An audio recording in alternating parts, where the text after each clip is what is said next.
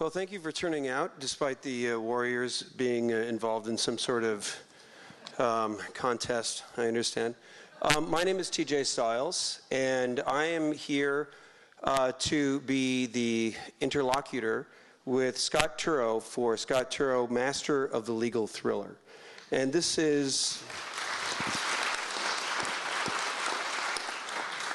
that punctuates my point, which is it's a great honor for me to do this because Scott is not only a fantastic author, but also a great advocate for authors as a past president of the Authors Guild. In fact, this event is being sponsored by the Authors Guild, which is the nation's oldest authors advocacy and membership organization. And thank you very much. Yes. And since this is a very appropriate both book as well as author to have at the festival this year, Scott's new book, which is what we're going to start off talking about, is Testimony, which is fantastic. It is just a terrific book. And as so often with his work, it takes very important and interesting subject matter and weaves a completely compelling plot and believable real characters, and is completely engrossing and a real pleasure to read, as well as touches on important subjects. So we're going to be talking about that, Scott's career, and then we're also going to be talking about the Authors Guild and just the issues facing authors today, and give plenty of time to that, as well as time for your questions. And so please, one more round of applause, please, for Scott Turow.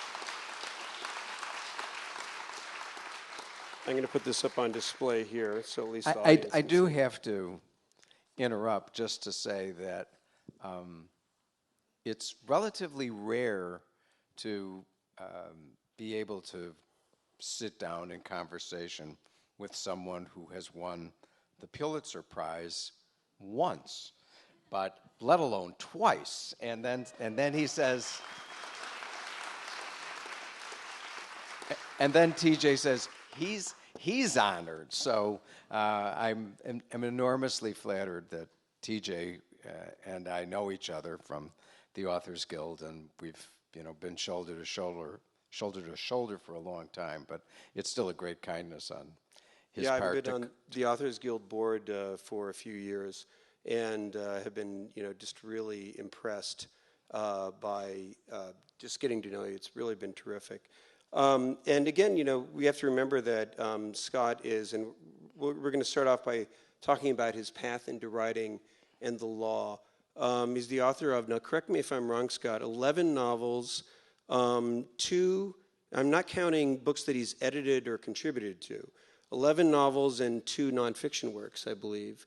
One of his most, is that correct? One of his most beloved nonfiction works, which is still in print and still beloved by lawyers, is 1L, a memoir. This is, you can tell he needs no introduction. A memoir of his first year in law school. And of course, his first great hit as a novelist in his first novel, Presumed Innocent, which came out in 1987. Now, I was a graduate student. He wrote that book when he was 12, and I was a 5-year-old. I was a 5-year-old graduate student when it came out, and stuck reading nothing but scholarly monographs. And it was literally the first novel I picked up when I could finally start reading things I liked to read. And it was just so terrific, and immediately made me a fan. So what I'd like to do is, everybody here is a fan or interested in your work. And so I want to talk about this new book, Testimony, and he's on tour to flog this book, and we're going to flog the hell out of this bastard. But we're also going to, use that to talk about your process and about how you see your role as a lawyer and an author. And what I think people may not realize is that you're not some lawyer who got it into your head one day that, geez, maybe I could write a novel. You actually started off studying creative writing. Is that right? Right. I went to college at Amherst College in Massachusetts, and I had fallen in love with Amherst, standing on the War Memorial there and looking out at the blue Pelham Hills and I was determined to become a novelist there, and you can tell the kind of 17-year-old I was by the fact that as soon as I got there in the fall of 1966 to enroll in classes, I only then discovered that there were no creative writing courses taught at Amherst College, which it actually was it proved to be a good thing because, with nobody to sort of give me direct instruction, I sat down after my freshman year and made my first attempt to write a novel. And I actually, of course, had hit upon the only real formula that ever works, which is, just do it. But when I finished at Amherst, I ended up at another esteemed Bay Area university, a little further to the south and on the other side. Yeah, the junior university, sibling right? university, Right, Stanford. Right. So, and I was a writing fellow there for a couple of years, and then taught creative writing there, and was obviously. I mean, I think I'd announced when I was 10 years old that I wanted to be a novelist, and certainly from the time I went to college, I was really serious about it. So the decision to go to law school really took me by surprise. I was not to mention my poor father, who was a doctor, and as I always like to say, he was a doctor who hated lawyers long before it was common for doctors to do that. He was a doctor in Chicago? Yeah, he was an OBGYN, and he just didn't understand the way lawyers went about their business and the way they were in the world. He was a very emotional guy, and he sort of did everything viscerally. And, the lawyers and their reasons and their elaborated reasons, to him it was all bullshit. That's interesting. I always thought that doctors like to read legal thrillers and lawyers like to read medical thrillers. Yeah, well, I have to tell a quick story as long as I Please. mentioned my dad. I don't know how much of anything that I wrote my father actually read, but he did read Presumed Innocent after it came out, and he finally said to me, "All right, I finished that novel." And I said, "So, Dad, what did you think?" And he looked at me and he said, "I'll tell you what I think. I still think you could have gone to medical school." That reminds me of a friend of mine said to my mother after I won the second Pulitzer, "You must be very proud of your son." And she said, "We're very proud of all our children." And then gave him a lecture on what all my siblings were up to. So that doesn't surprise me at all. So, I mean, was this a story of you going to law school where you just had a change of heart, or did you feel like, this isn't working out, or maybe I have to put writing aside, or, I mean, was that, because, often failure is a part of success. Yeah. And running up those dead. Well, I certainly had the failure part. I had gotten that down. I was failing very well.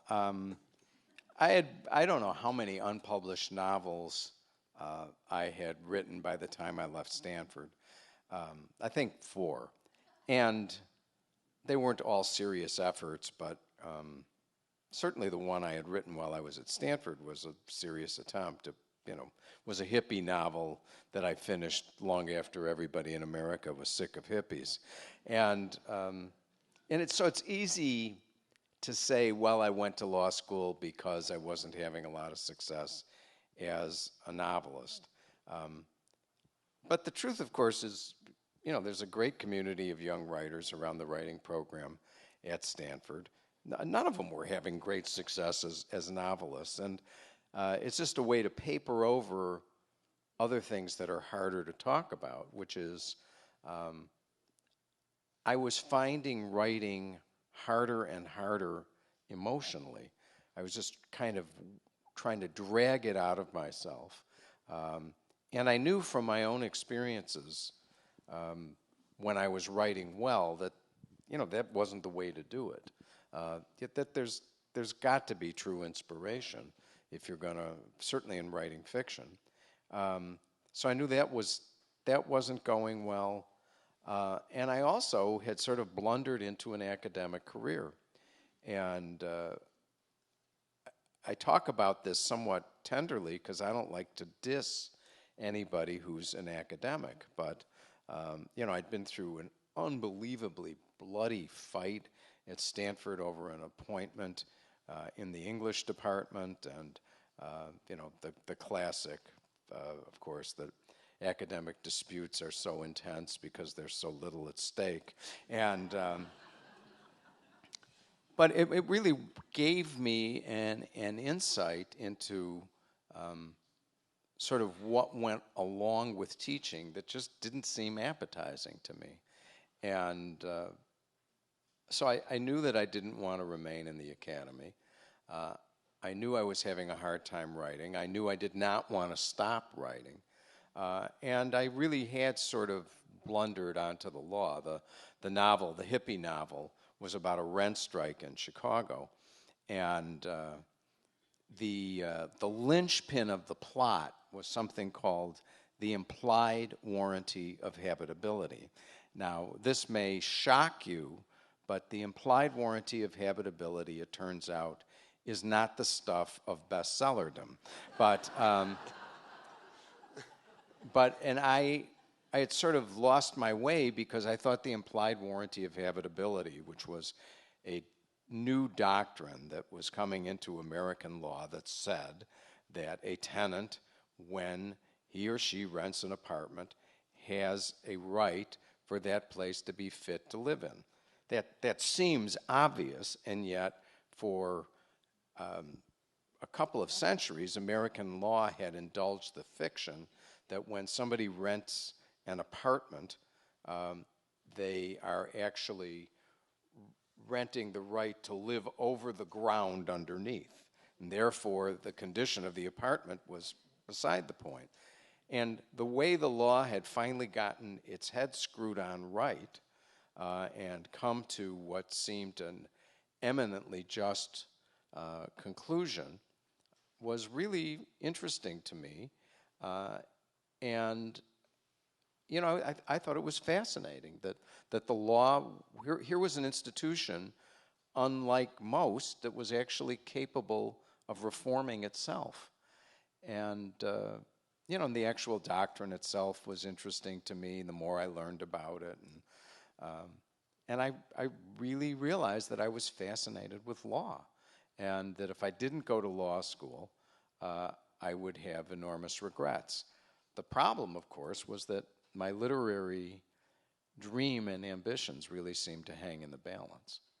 Well, this is so interesting because when we talk about nonfiction especially, but it's also true for fiction, that the importance of the subject matter and versus the literary craft is there's an interwoven symbiotic relationship between the two in many, many works. Certainly, obviously, I work in nonfiction, I work in American history especially, of issues that I think are of great moral importance, and yet I put a great deal of effort in my craft. And that's obviously true for you as well. And this has been true, I think, for a lot of great fiction. The Pulitzer winner last year was Viet Nguyen's novel, The Sympathizer, a novel about Vietnam by a Vietnamese refugee that was just great fiction, too. And this comes up in your work again and again, the fact that, you are really interested in these questions of justice and the law, and not just the law as a process and a setting, but also, the essence of it, the right and wrong of it. And then turning that into a great, compelling story as well. So let's focus that question specifically on testimony, because this is a departure for you in terms of setting. That you probably, this has never occurred to anyone, Scott has a connection to Chicago. And your fictional Kendall County, which has been so important to your work, you've left Kendall County behind for the most part in this novel. Right. And so I saw that you had mentioned this in an interview, the process by which you got to this, and people with ideas that you want to suggest to them will be very interested in this. Could you just talk about how you got into this setting? And why don't you explain a little bit what it is? Well, I think one of the things that I was unaware of was that, I'd sort of developed over the years a kind of writer's bucket list that eventually I need to write about, X or Y. And I was in The Hague in the year 2000, and I was at a reception there in the American ambassador's house. And The Hague is one of the few places in the world where justice is a growth industry. There are 11 different court systems that are operating there, and most of the growth has been in the international criminal tribunals set up by the UN to punish the war crimes committed in specific times and places. And there were a lot of young lawyers who'd worked at one of these criminal tribunals. Most of them were working in the Yugoslav tribunal, and that was dealing with war crimes committed in the Balkans War. And I found myself in a circle of 5 or 6 people, and they were all going, you've got to write. You've got to write a book about this place. The cases are amazing, and the back channel stuff, and all the diplomatic crap that's going on in the background, and the interpersonal stuff, because it's a city of expats. Most people are there living temporarily, so personal relationships sometimes get a little torrid, and I was sitting there listening to all of this, and it is not unusual for people to come up to me and say, I've got this great thing you've got to write about. There's this just terrible injustice. You won't believe this case. You'll get into it. Almost always they're talking about their divorce. But in this case, I thought, wow, there really are a lot of great elements here.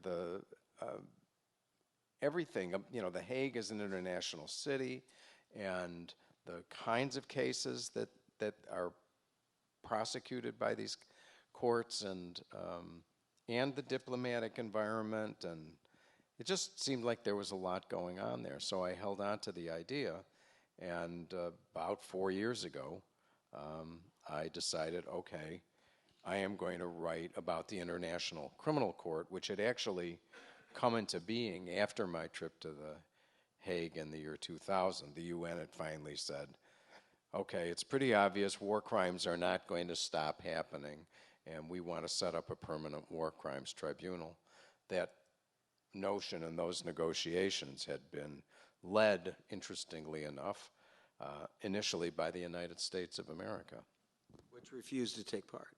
Which, President Clinton signed the so-called Rome Statute, which is the ICC treaty, along with 138 other countries. And he did not send it to the Senate for confirmation, but it still seemed like it was on the agenda for eventual ratification until 9/11 happened. And at that point, the American military was always hostile to the ICC, and their argument was, we, the U.S., go all over the world protecting peace. We really go in a peaceful role, and we shouldn't have to send our soldiers overseas and worry about them being prosecuted for war crimes in front of a foreign court whose procedures are nothing like our own. And President Bush accepted that argument, announced that he was unsigning the ICC treaty, and the U.S. was renouncing its obligations. And we then began an aggressive campaign of discouraging other countries from cooperating with the ICC. The Iraqis, for example, once Saddam was overthrown, wanted to sign the ICC treaty. They did, and then the Americans stepped in and said, you better think twice about that. So, but what provided an interesting sort of flashpoint for the novel is that our Congress, in its infinite wisdom, passed something in 2002 called the U.S. Service Members Protection Act, which literally provides the president with the authority to go and rescue any American soldier who is called to answer before a foreign court, and it's really aimed at the ICC. The people in Western Europe think this is preposterous and refer to this as the Hague Invasion Act. But because the United States has got this legal position, I thought to myself, so if the ICC is investigating American soldiers, there's inherent drama in that. Well, I mean, of course, it's especially interesting now where that very important tension over the Servicemen's Protection Act and the U.S. Hostility to the ICC runs throughout the book and is a major part of the book. And like the implied warranty of habitability. Yeah, that's the real bit. That's what the fun part. But of course, this resonates because nationalism and fears of sovereignty. I mean, it's gotten to the point now where the president, yes, he is actually president, actually pulled out of a treaty in which all our obligations are purely voluntary and set by ourselves, and there was no one who could possibly hold us to account. And so, but he'll negotiate a better deal than that. Right. But anyway, sorry, the point is that idea of sovereignty and international justice is this very important theme in a really compelling, well-plotted story. And my question is that did you think, the ICC is in fact an interesting setting, and this is an important tension, and what can I do with that? Or did you start to shape in your mind, the character Bill Ten Boom and the protagonist, and then start to think of it from there? What was a lot of novelists say, well, I come up with my character and then I proceed from there. What would they do? And the characters speak to me, sometimes they'll even say.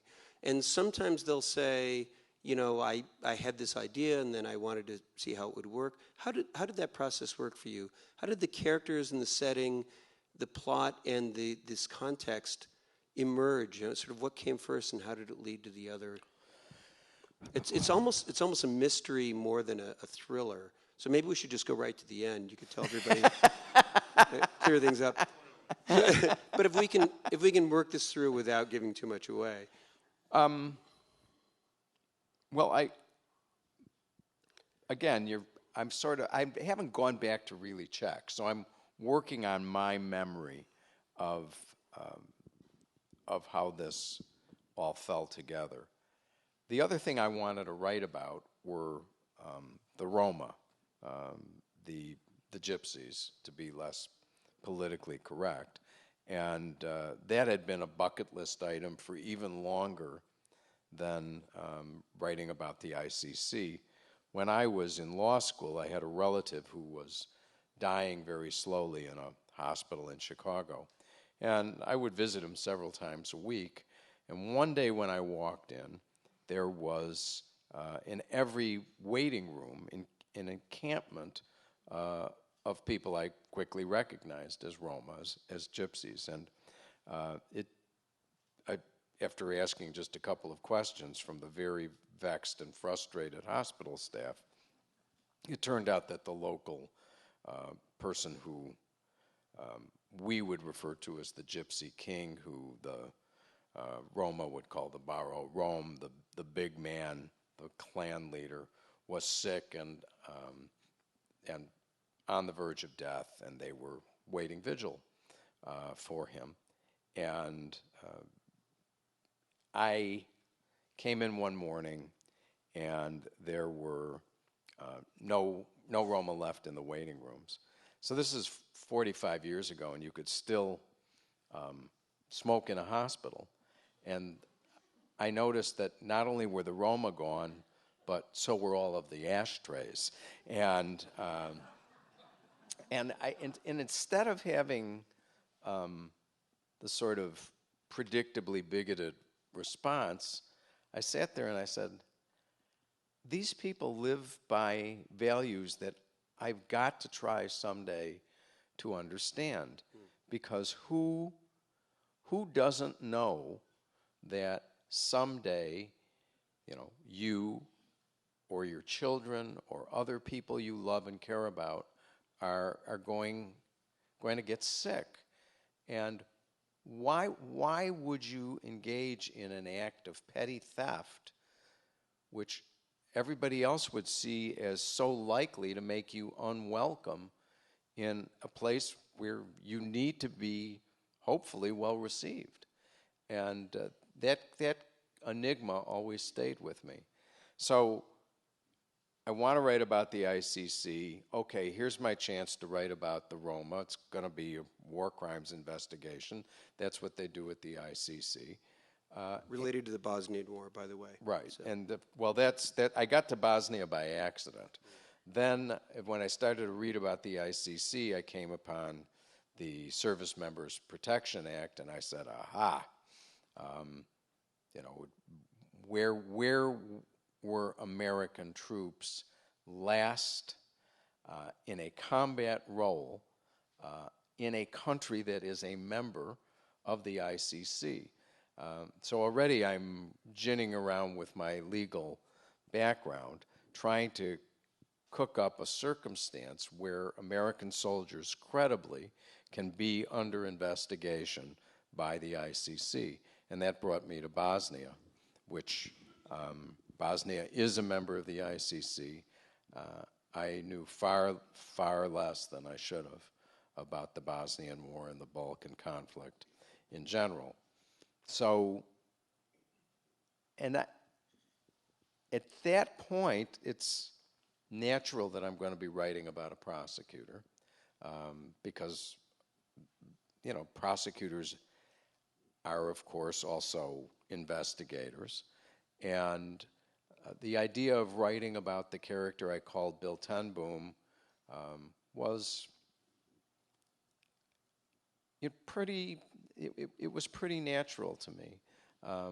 And some of it, I've been through lots of changes in my life in the last decade, and I gave my kids a space of time before I wanted to write about a character in that circumstance, but I was ready to do it.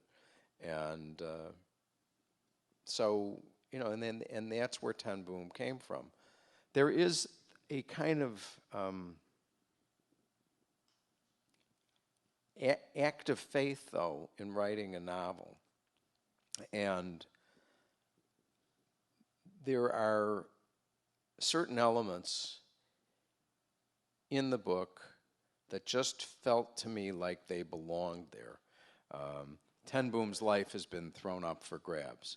He, in the wake of his parents' death, he's first ended his marriage, then he's quit his law firm, and finally, as he says, he's willingly left his own country to go to The Hague. And there is a family secret, it turns out, that his parents have revealed to him. And I, as Ten Boom's creator, see this as what's driving him, even though he doesn't realize that. But the fact that that family secret had a relationship to what he was doing as a prosecutor is not something I was conscious of until I was probably 3/4 of the way through writing the book. And then I saw how, at least from my standpoint, how integral it all was and how it all fit together. And that's a very weird thing, and yet it's been my experience every time with every book that there's a part of my mind that knows what I'm writing about long before the rest of me does. Well, it doesn't surprise me that before you were able to really find success as a novelist, that you went to law school and you worked in other fields. There's the old saying, write what you know. And that's not just about external subject matter, that's knowing yourself and understanding human nature and human beings. And sometimes you just, some people are prodigies, others, most of us have to live for a while before we can really bring that to the page. And I think that's really wonderfully put, because, I jotted down some notes about some of these themes that come out, and one of them is divorce, character going through divorce.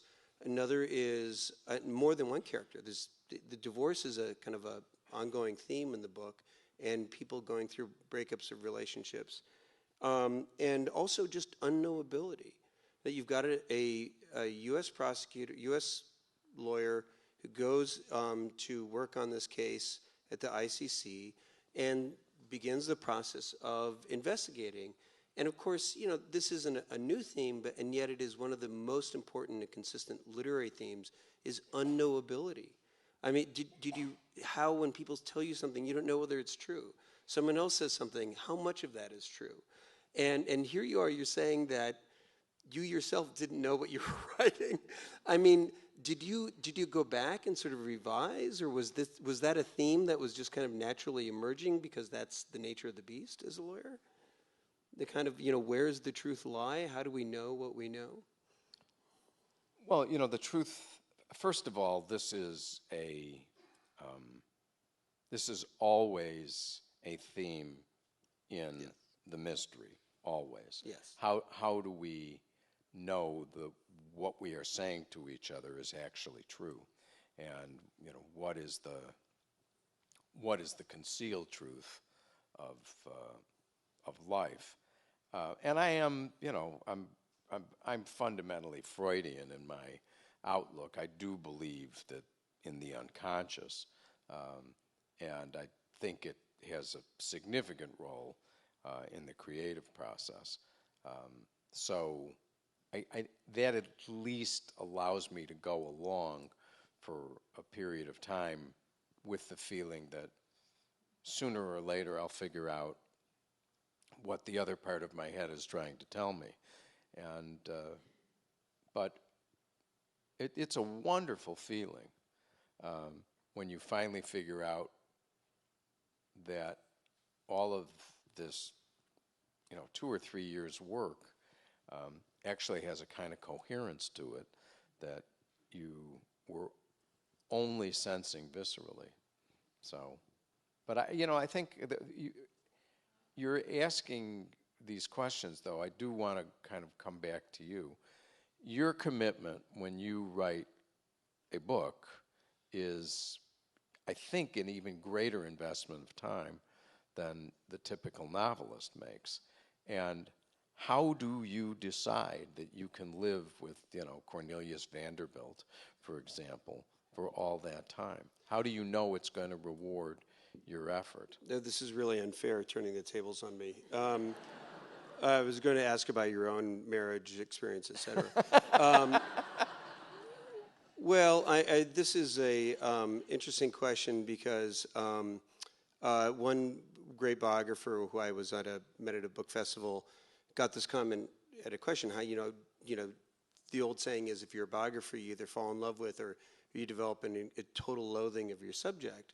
And she said she once wrote an essay on that question called "What's Love Got to Do with It?" Mm-hmm. And for me, the question is the person interesting? And in fiction, this is something Ian Forster wrote about in his actually 4 lectures, aspects of the novel. Right, great book. Yeah, but this is what's great. I'm sitting here with a lawyer who taught creative writing, so we can talk about this stuff not just from your experience, but you've been a professional student of creative writing. And he talks about how fiction can be truer than history, by which you can mean all nonfiction, because nonfiction deals in evidence. What is on the surface? If Queen Victoria did not say she was not amused, we would not know that she was not amused. Right. And that in fiction, we all know from our own experience, there's something below the surface, and fiction can take you there. And there's 2 interesting things about that. One is that, we're reading testimony, it's all first person. So in a way, we're put back in the situation of, we know Bill Ten Boom, But everyone else, it's like we can't go beneath the surface. We don't know. Which is, so it's very, I notice that similarity of what I deal with as a nonfiction writer. And yet, as a biographer, I am trying to create a real understanding of who this person is. So, if I don't know what's going on underneath the surface, I've got to point to the shapes and the motion of the surface. And sometimes I've got to be honest with the reader all the time, but I've got to try to understand this person. And what I'm looking for is depth and contradiction and all that three-dimensionality that makes someone real. And again, this is something that Forster talks about, the difference between a flat character and a round character. That a flat character you can describe, and they're always going to be true to that description. And a round character is capable of surprising you convincingly. And so in fiction, you can say, well, now this person's going to do that, and how am I going to make that believable? But in nonfiction, when I'm acting as a historian, it's nice to have people be nice and flat because you're getting to the essence of what's going on thematically. But in terms of creating a real believable human being, I've got to look for the ways in which they're contradicting themselves. And then that adds depth. That gives you a sense of what's going on beneath the surface. And so that complexity, I think, is really important. And again, like you made a choice to write about, from the first person. And that raises two interesting things. One is, like you said, unknowability and trying to get at the truth is such an important theme in mystery. And in fact, in law. I mean, law is about, prosecuting and defending, not necessarily a search for the truth. Well, I always think, literally, the trial of a lawsuit is an exercise in history. Yeah, presenting and criticizing evidence. Right. Yeah. The lawyers are being historians. They are presenting their recreation of what happened in the past. But it's also very interesting because you have a first-person narrator who's looking at the world. Obviously, everything outside himself is outside. But also you have, again, as you mentioned, the Roma. And I just wrote a book about someone who was immersed in, for important periods of his life, Native American history. Now, I am able to write about it from, I'm writing about him, but I have to present their story, and I'm an outsider. And I've got to do this respectfully, but also I have a responsibility to the truth. So I can't burnish and massage the facts to try to, so I don't look like I'm being insensitive. But also I've got to be sensitive. I've got to be respectful of the fact that I am an outsider presenting the story. I mean, was that... You've got fictional characters, and you can have them be insensitive. It doesn't mean you, as an author, are insensitive. Can you just talk a little bit about that experience of writing about this much put-upon group? One of the characters says early on in testimony that you will meet the most progressive, tolerant people who will say, without any self-consciousness, the dirty gypsies. And without question, the Roma are the most reviled minority group in Europe of today. And they're often seen as having brought that on themselves. And it is a culture that revels in not pleasing the majority. So that, the question that I asked 45 years ago about, how can they do this when they know they're going to get sick, has very complex answers, including the fact that in the Romani language there is only one tense, the present, and they do not have a collective history. They do not have their own creation myth. They do not have even an understanding of where they come from. It actually came from India, but you could probably still convince half the Roma in Europe that they're known as gypsies or Zignani or Gitano because they were perceived as having come from Egypt. And that's where gypsy comes from. They don't, at least until the current generation, They really weren't even aware that that was true. And the oppression has been legendary. They were slaves for 4 centuries in Romania. I had no idea. I had no idea.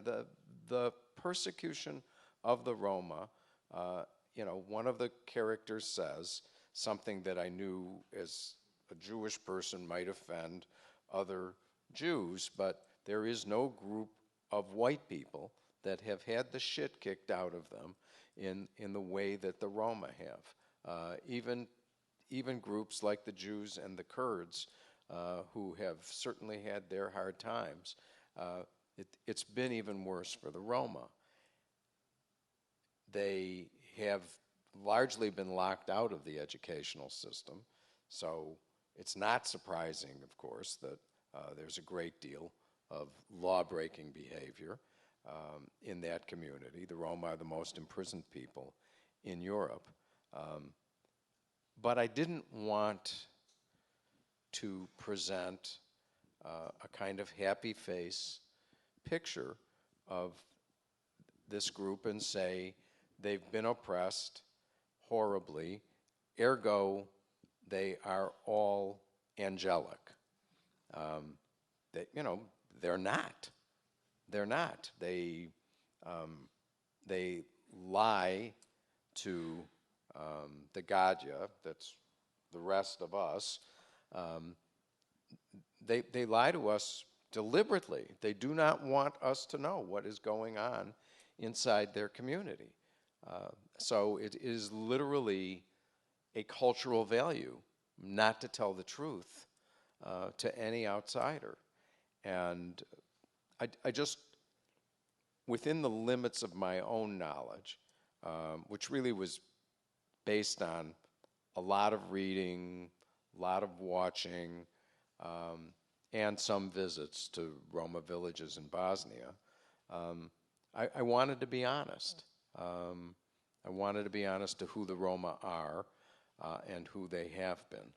Yeah, I thought that was really interesting, the fact that, you really get a sense of here are a people who have been just ruthlessly oppressed, and their attitude is, look, we're not interested in, impressing you and in playing up to your expectations of the victim. Right. That we're going to take care of ourselves because that's what we've got to do to survive. I mean, that really emerges.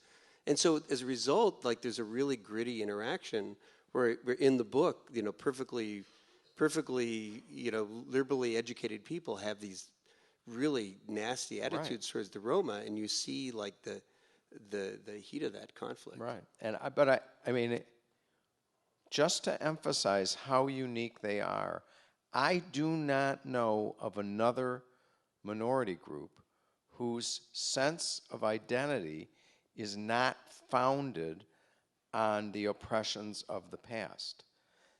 Everybody who is proud to be an X can tell you when the X's were horribly mistreated. And that's part of a sense of identity of every ethnic group I'm familiar with, except the Roma. They don't even remember. Their ethos is it's not really good to dwell on misfortune. So they are truly remarkable. Well, this is a good point. I'm going to be making a transition now. But the story really evolves with, again, a kind of real rich institutional sense of you've got the American military, you've got the American intelligence community is involved, you've got that community of the Hague, which emerges so vividly. And we're brought into that from this American character, Bill Ten Boom, who's actually coming home to where his family is from. And that takes, as he suggested, some interesting turns. And so it's a great, it's full of surprises. It's a great story, but again, it's rooted in, I think, that your curiosity about the world and about people, and also a moral sense. Which his one thing I didn't mention is your nonfiction book, Ultimate Punishment, about the death penalty, won the 2003 Robert F. Kennedy Center Book Award, the Robert F. Kennedy Center for Justice and Human Rights. I mean, these moral questions are clearly, even though you're out there writing just a really satisfying, gripping book, it's clear to me, and you can feel free to disagree, that these moral questions are important. And you know, we met because I went on the board of the Authors Guild. I think the year you became president, and we've gone on a couple of presidencies since then. The late Paul Aiken was executive director. Much Wonderful, missed. wonderful man. One of the great human being and a great advocate. A phenomenal advocate for American writers. And that is what I saw when you're during your presidency, is this real knowledge and passion for the law and also for authors as well. So I just want to turn right now, before we start taking questions, and feel free to ask any questions you'd like, as long as they're questions and not lectures. But I want to talk a little bit about this whole question of this digital landscape we're in now, and the way in which there's multiple challenges facing authors today. What happens is that positions get caricatured, and that how authors see the world. Like, I've been accused of being anti-library because I think, you know, it's good that people buy books. That's how I make a living. And I go out and I raise money for libraries constantly. So I love libraries. But the caricature easily comes in because there's so much conflict and there's ideology. And I just wanted you to talk a little bit about where you see the challenges for authors and for the creation of new speech, which is why we're passionate about copyright. It's about not just distributing the speech that already exists, but paving the way for more speech, for more creative work. And do you have any Highpoint thoughts that you want to share on what the challenges are and what some of the issues are? Well, I mean, nobody knows exactly how the copyright clause ended up in the Constitution. I think it's thought to have been under the influence of Daniel Webster, but it's pretty clear what the vision was, and there are only two professions that are mentioned by name, or three, I guess: authors, inventors, and farmers, in the Constitution. And the idea of preserving to authors for a limited period of time the right to exploit their work, to control its sale, is obviously based on a view that having an independent professional class of writers is good for the democracy. This is how we nurture complex expression, and that's what a book is, to feed the conversation within our culture and within our democracy. So, you know, that was one of the essentials on which literally the United States was founded. So we fast forward into the current environment, and the Authors Guild was founded because, you know, authors as a group are not terribly powerful, but not terribly powerful. A little, no, not at all powerful. But you know, when the guild was founded, it was really a contest between authors and publishers, and but what has happened today is that the digital universe, glorious though it is, and we all know there are wonderful things about what has happened in the digital universe, including an immense expansion, both of knowledge and, even better, of access to it. But that world is controlled by massive capital. And we all think that Apple and Google and maybe Amazon are cool, and they are, because they're imaginative and they've done really innovative things. But we don't often focus on the fact that they are businesses and they exist to make money for their shareholders. And their job is not to be cool. The legal responsibility that they have is to make money for their shareholders. And all of these entities, whether we're talking about Amazon or Google, with whom the Authors Guild has had massive fights, have tried to enhance their position at the expense of authors. What am I talking about?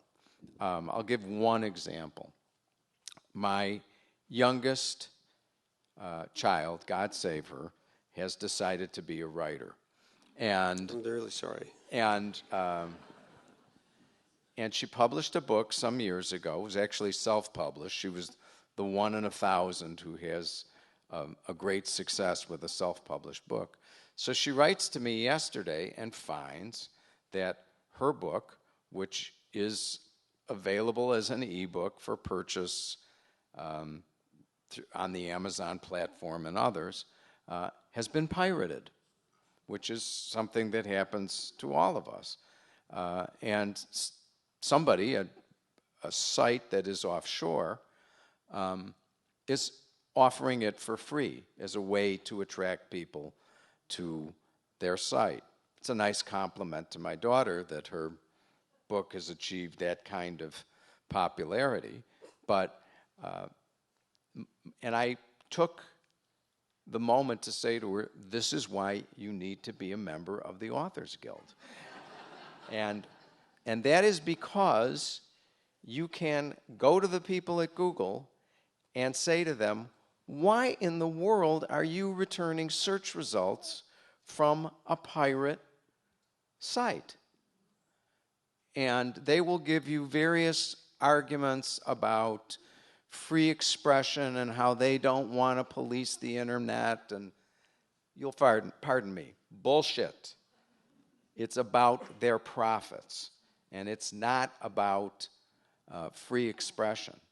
And as I said to her, look, this is just a wealth transfer from you to Google. That's all that's happened there. I often say that the copyright clause, and people will come back and say, oh yeah, but what about the Mickey Mouse Act that put on way too long of a term? Sure.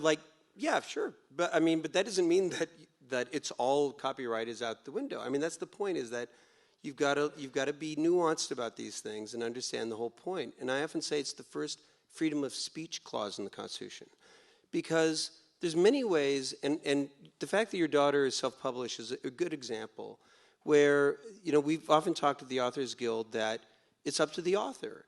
If somebody wants to publish their book and distribute it for free with a Creative Commons license, great. I think that's terrific. Go ahead and do it. I would totally defend every author's right to do that. Yeah, but on the other hand, by being able to get income from my book by aggregating little bits of income from all of these individual purchasers, it frees me to write the way I want to write. If I have a patron, then the person who pays calls the tune, right?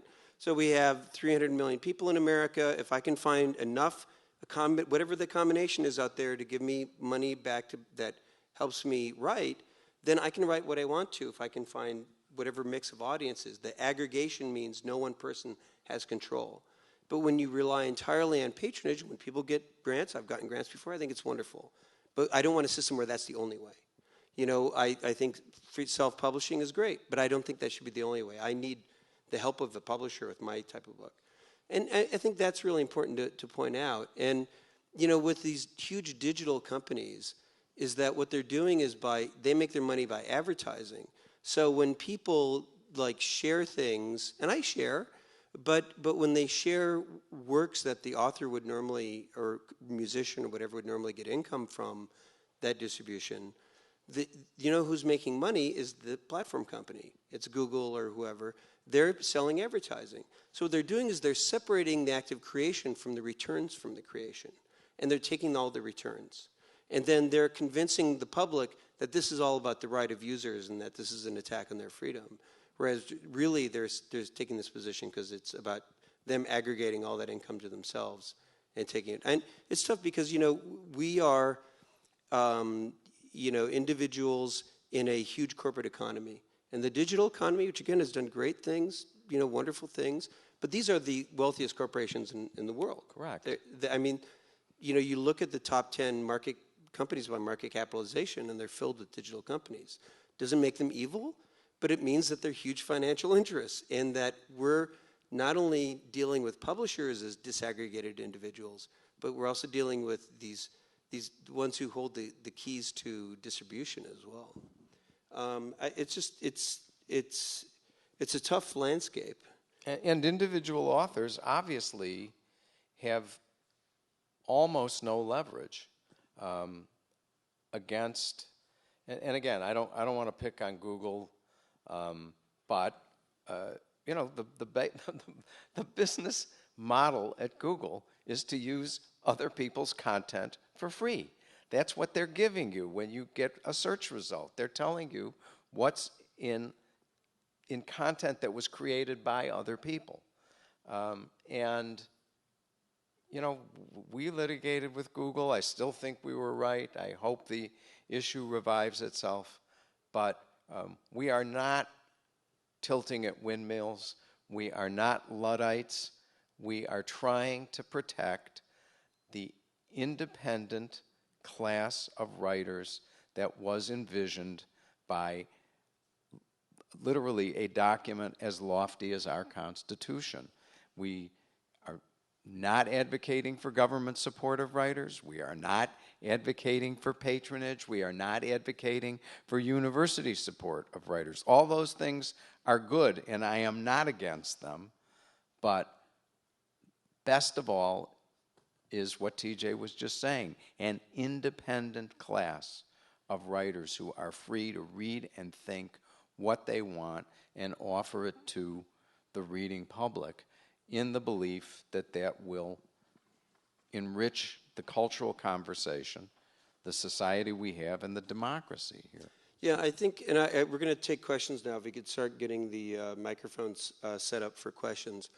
But what I want to say is that, again, we were both trained academically, actually, in our fields, and I love and respect. I think the university is one of the great gifts of Western civilization to the world, or maybe it was formed in the East. I don't know who had the first university, and it's a great achievement of civilization.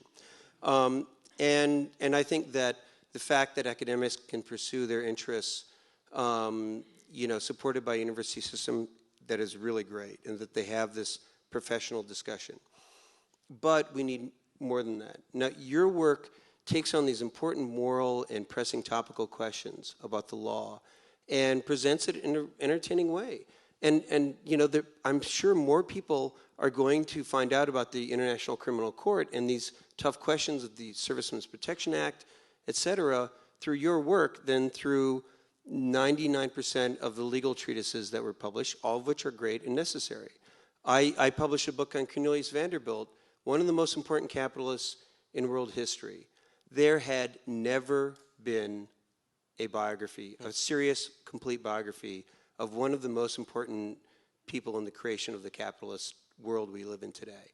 And I took it on because I thought I could make money doing it. I was interesting, and I wanted to write a great book, and I wanted to say important things, but I thought I could support myself doing it. Now, that was kind of stupid of me. I say that it's the reason there hadn't been one before is no one hated themselves enough to take on the project.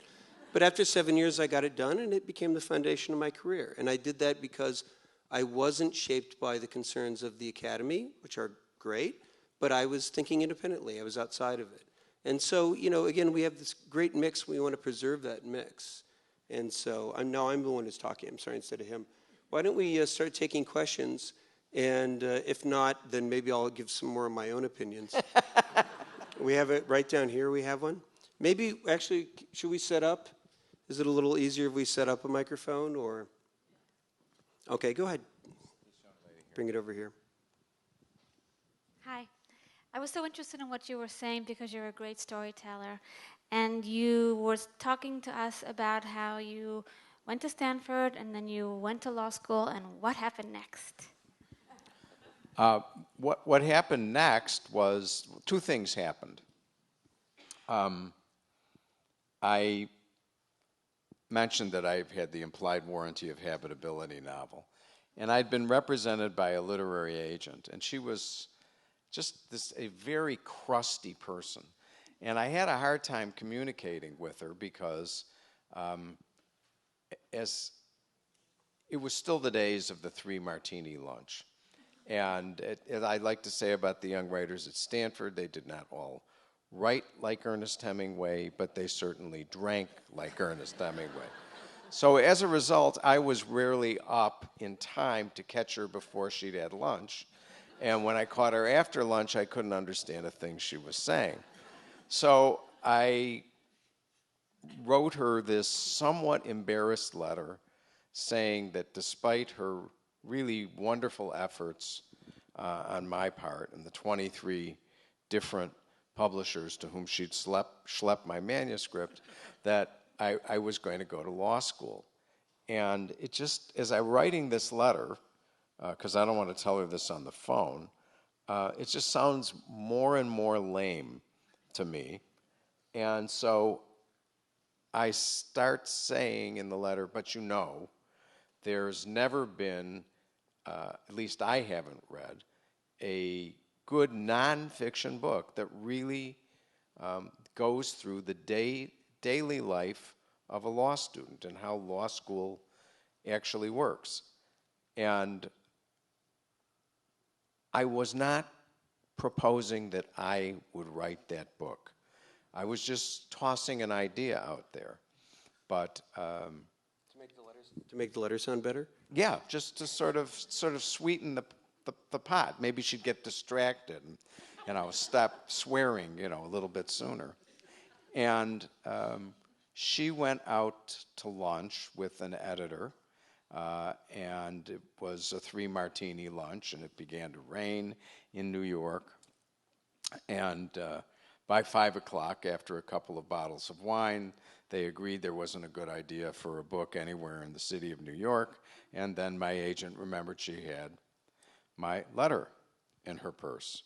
And the editor read the letter, and he bought the book on the spot. Hold on, you wrote one L because you were embarrassed at telling your Yeah, agent that right. you were... So neither of them noticed that I was not actually proposing to write the book. Literally, a handwritten contract arrives in my mail. And to say that, I've had all these years of being unpublished as a novelist, and now I've got a book contract in my hand because I decided to go to law school. And it really was the great break of my literary career. And the only problem, of course, was that the editor was drunk when he bought the book. And so he called me up after I had written 1L and said, "You've got to remind me of just one thing." And I said, "Okay, well, what is that?" He says, "Why in the world did I want to buy this book?" And I went through the whole thing of selling him the book, telling him that there was this booming American interest in the law as a result of Watergate. It was pure hucksterism, even though most of what I said proved to be true. The fateful part of the story is that 1L, which came out in my third year in law school, that story I just told about why did I want to buy this book, is why 1L came out while I was still in law school, because I dare not wait, because he would forget again that why he wanted to publish the book. And for a first book, it was quite successful. And at that point, I made the decision that I was not going to go back to the writing life that had been so painful. Here I'd been a lawyer, a law student, rather. I'd managed to write while I was a law student, so I figured, okay, I'll be able to write while I'm a lawyer. And I became an assistant U.S. attorney in Chicago, a wonderful job, an incredibly demanding job. And so the only time I really could find where I was not overwrought by work or committed to it was the 30-minute ride on the morning commuter train. And but I tried to write every morning. This was what Wally Stegner had taught at Stanford, which is that it's really important that you try to write every day. It keeps the machinery greased. And it took a long time. It took 8 years to write Presumed Innocent that way. But, 10 years after 1L, Presumed Innocent came out, and every writer wants to say these words. It changed my life. You had some big corruption cases, I understand. Yeah, I loved being an assistant U.S. attorney, and that office was referred to as the conscience of Chicago. This may come as a shock to people who think that Chicago has no conscience at all, but they had used the federal mail fraud statute to really attack the Democratic machine in Chicago and to begin to break up its hold over local institutions, including, in my last 4 years as an assistant, the state courts, which were notoriously corrupt. And I was of the view that, it's whether you can deter a young man who's, been beaten through most of his formative life from committing crimes that's a difficult question. But a position like a judge always seemed to me that if we could really send the message that taking bribes was going to result in horrible punishment, that we would clean up the courts in Chicago, and we did. I didn't know there was corruption in Chicago. Yeah, That's it's interesting. just Any other questions? Over here? Yeah, all the way over here.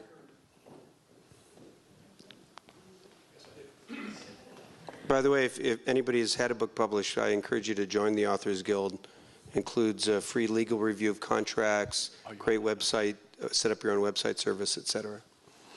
Well, first of all, I wanted to thank both of you gentlemen for providing a really stimulating capstone to what's been an amazing festival and has really elevated authors in our community to close to the position you deserve. As I always say, I would not be here without all of you. And the same is true for TJ. So thank you all for coming and supporting this festival. Well, and thank you, because I think I speak for all of us here that we're great fans, actually, of both of you. But my question is, as a fan of implied warranties myself, whether you have ever published the 4 books that didn't get picked up, and if not, is there any circumstance in which you would consider doing so we could see what the young man from Amherst and Stanford was like before he became Scott Turow?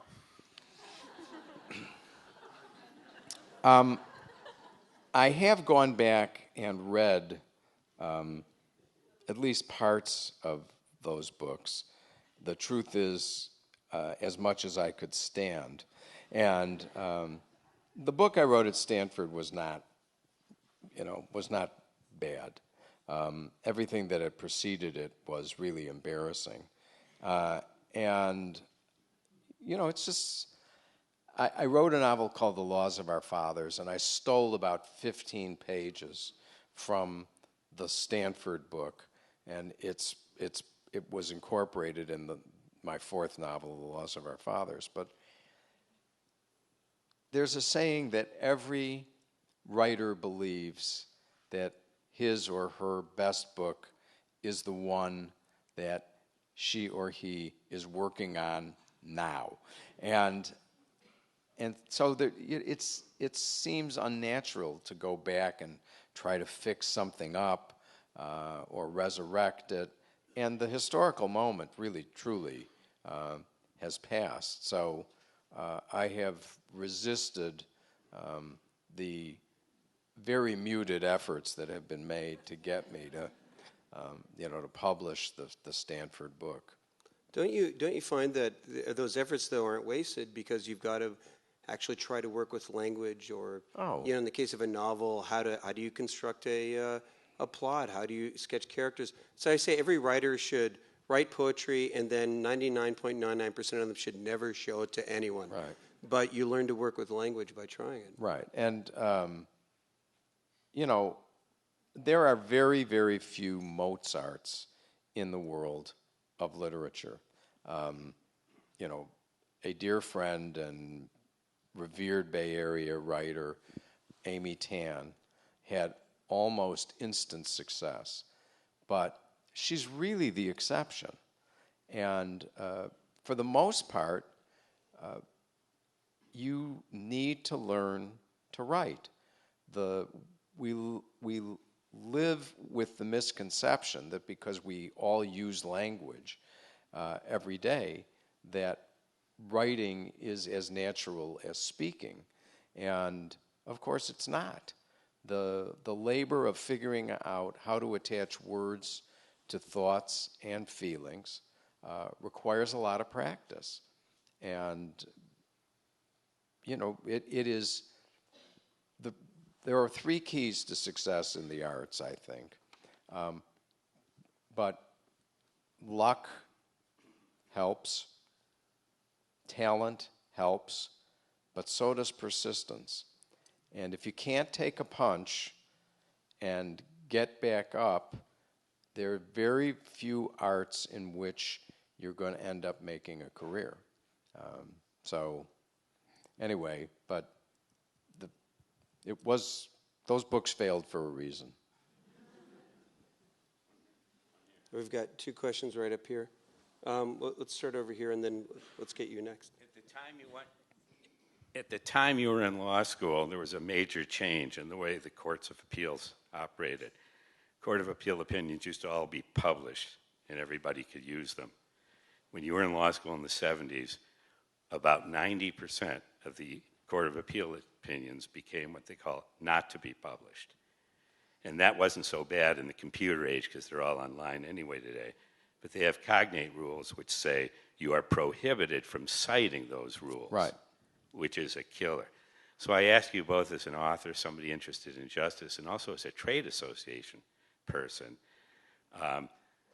whether or not you folks might be interested in looking at either a factual story or a fiction story about enormous layers of judicial corruption which are fostered by this kind of system, and whether that would be a good attack to bring something otherwise not of much interest to the everyday citizen to his notice. Well, and there is a website called nonpublication.com which sets it forth in great detail. I mean, there are all kinds of consequences of technology. And the fact that the personal computer literally made it easier to write opinions led to a tremendous proliferation in the number of opinions. Whether it is appropriate for courts of appeals, and they do this at both the state and federal levels, to say, well, we decided that case, but you can't use it as precedent, it rankles me. It rankles me too. But, you know, those courts make their own rules, and none of them have asked me. So. Yeah, and then in terms of writing, you know, you see a structural problem or an issue, you really have to have a good narrative to really be able to write about it, unless you're a legal scholar writing about it. I mean, you're writing about the Cornelius Vanderbilt, the first tycoon. The most famous episode of his years when he became a railroad tycoon were the Erie War, where the fact that New York had their courts had jurisdiction over the entire state. So if you didn't like a decision, you just went to another New York Supreme Court judge and got him to issue an injunction against the other judge. And then once they all had injunction against each other, then you went out and did what you wanted to. So which is, it's a bizarre legal story, but it's not worth writing about unless you have this epic case of financial corruption in that case. So, it's difficult. I think you had a question right here. Yeah, I'm wondering, Scott, what are you writing now in the climate of untruth that we have going on in our nation? Somebody was asking me earlier today, and I mean, we all know this is an extraordinary time. And really and truly, you couldn't make it up because, you know, verisimilitude in fiction depends on understanding what the norms of behavior are and having your characters act in accord with them. And what is going on now, and you know, there's historical significance to this and reasons for it as well. But the political norms that have governed in this country are obviously being thrown out the window. And, you know, if I were to write about this, I would be writing about it in a much different context, about somebody of the kind of character that I assess our president to have. And, but, you know, I don't think you can, in fiction, you can't do it by way of a direct shot. And but there are days when I think that the most prescient novel about the current situation was Being There by Jerzy Kosinski, where a gardener becomes president of the United States.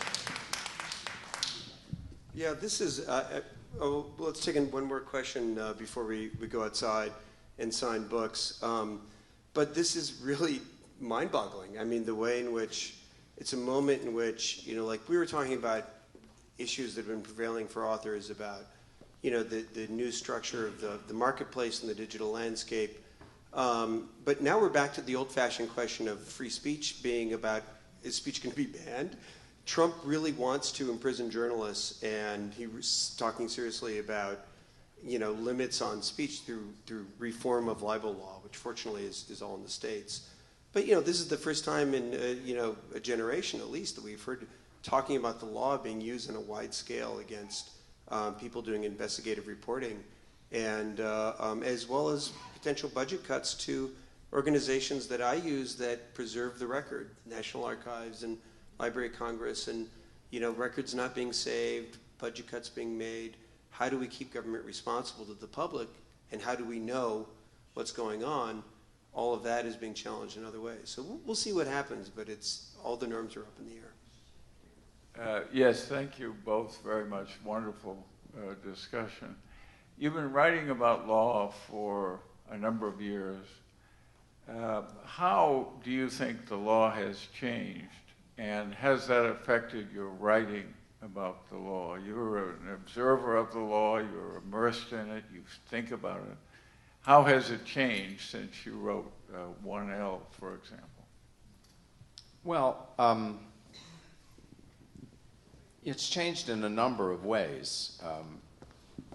Basically, you know, I went to law school in 1975 in the lingering shadow of the Warren Court, and a lot of the path-breaking jurisprudence, particularly in the area in which I've spent my life as a lawyer in criminal justice, has slowly been erased. The law as an institution has grown more conservative, and that is because conservatives recognized long before liberals that if you people the court with a bunch of 40-year-olds, they will still be sitting there 40 years later. So there's been a general rightward drift in the law as a whole. And, you know, maybe the pendulum will swing back.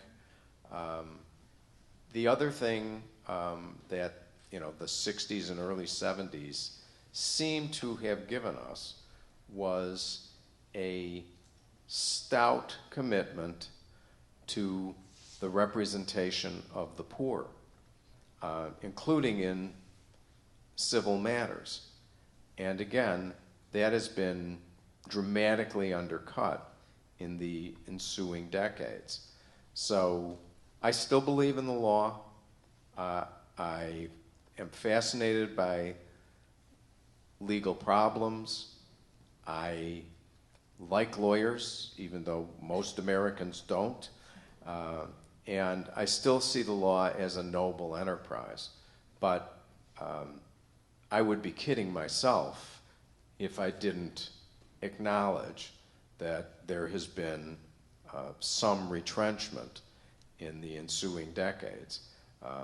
And, you know, it's not universal, but generally speaking, it's a more conservative institution than it was when I entered it. Well, thank you very much. We can...